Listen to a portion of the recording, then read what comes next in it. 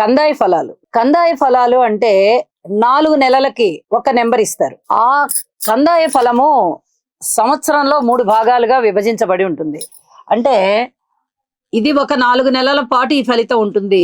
తరువాతి 4 నెలలు 2వ నెంబరు, తరువాతి 4 నెలలు ఈ 3వ నెంబరు. 4 నెలలు ఒకటి, 5 నుంచి 8 నెలలు ఒకటి, 9 నుంచి 12 నెలలు ఒకటి. ఈ విధంగా ప్రతి 4 నెలలకి ఒక్కొక్క సంఖ్య చొప్పున ఇస్తారు. సమ సంఖ్య ఉందనుకోండి, సమ పైన ఫలితం వస్తుంది. బేసి సంఖ్య ఉందనుకోండి, చాలా మంచి ఫలితం వస్తుంది. 0 సంఖ్య ఉందనుకోండి, అది శూన్యం, కాబట్టి శూన్య ఫలితాన్ని ఇస్తారు. ఇక్కడ మనకి నక్షత్రాల వారీగా సంవత్సరం పొడుగుతా ఎలా ఉందనేది ఒకసారి తెలియజెప్పుకుందాం. అశ్విని నక్షత్రం వాళ్ళకి 4, 2, 4 కందాయ ఫలితం ఉంటుంది.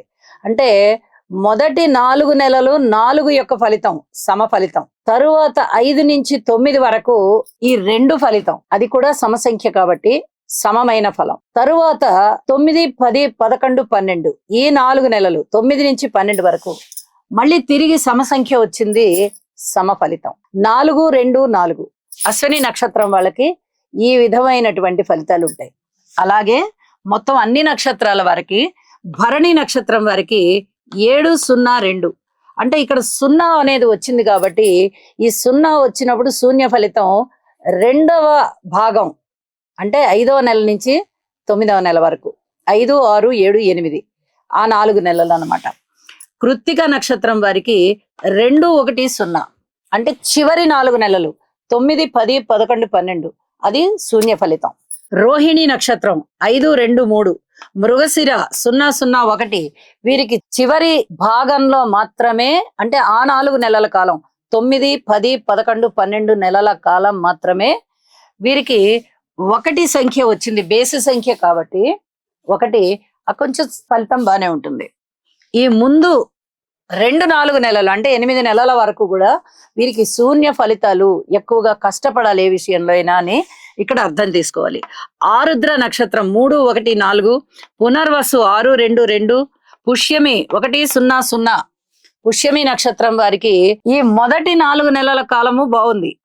ఆ తరువాత 5వ నెల నుంచి 8 నెలల వరకు, 9వ నెల నుంచి 12 నెలల వరకు కూడా చాలా కష్టపడవలసిన కాలంగా తెలియచెప్తోంది.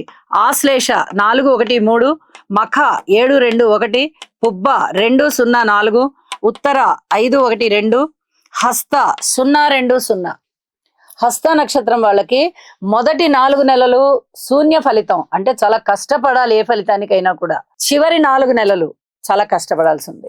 చిత్త 3, 0, 3 వీరికి మధ్య 4 నెలలు మాత్రమే కొంచెం కష్టపడేటటువంటి కాలం, అంటే 5, 6, 7, 8 ఈ 4 నెలల కాలము కూడా పూర్తిగా కృషి మీదనే ఆధారపడి ఉండాలి. స్వాతి 6, 1, 1 విశాఖ 1, 2, 4 అనురాధ 4, 0, 2 జ్యేష్ఠ 7, 1, 0 మూల 2, 2, 3 పూర్వాషాఢ 5, 0, 1 ఉత్తరాషాఢ 0, 1, 4 శ్రవణం 3, 2, 2 ధనిష్ట 6, 0, 0 ధనిష్ట నక్షత్రం వారు కూడా చివరి 4 నెలలు, ఆ తర్వాతి 4 నెలలు, అంటే మధ్య 4 నెలలు, చివరి 4 నెలలు చాలా కష్టపడాలి అని ఇక్కడ అర్థం చేసుకోవాలి.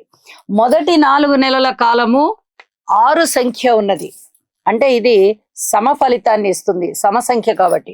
శతభిష 1, 1, 3 పూర్వభద్ర 4, 2, 1 ఉత్తరభద్ర 7, 0, 4 రేవతి నక్షత్రం 2, 1, 2 అంటే కందాయ ఫలాలు 4 నెలలకి ఒక నెంబర్ తీసుకోవాలి, తరువాతి 4 నెలలకి మధ్య నెంబర్ తీసుకోవాలి, ఆ తరువాతి చివరి 4 నెంబర్కి చివరి సంఖ్య తీసుకోవాలి. ఈ విధంగా కందాయ ఫలాన్ని గనక మనము తీసుకున్నట్లయితే మనము ఏ విధంగా జాగ్రత్త పడాలి, ఏ విధంగా కష్టపడాలి అనే దాన్ని, ఇప్పుడు సమసంఖ్య వచ్చినప్పుడు పర్వాలేదు, బేస్ సంఖ్య వచ్చినప్పుడు పర్వాలేదు, శూన్య సంఖ్య 0 వచ్చినప్పుడు మటుకు మన కృషిని ఎక్కువ చేయాలి, కొంచెం మౌనాన్ని పాటించాలి, జ్యోతిష శాస్త్ర రీత్యా కొద్దిగా ఏదైనా పరిహారాలు చేసుకోవాలి ఈ నవగ్రహాలకి కూడా అని చెప్పి ఒక సూచనగా తెలియజేస్తున్నాను.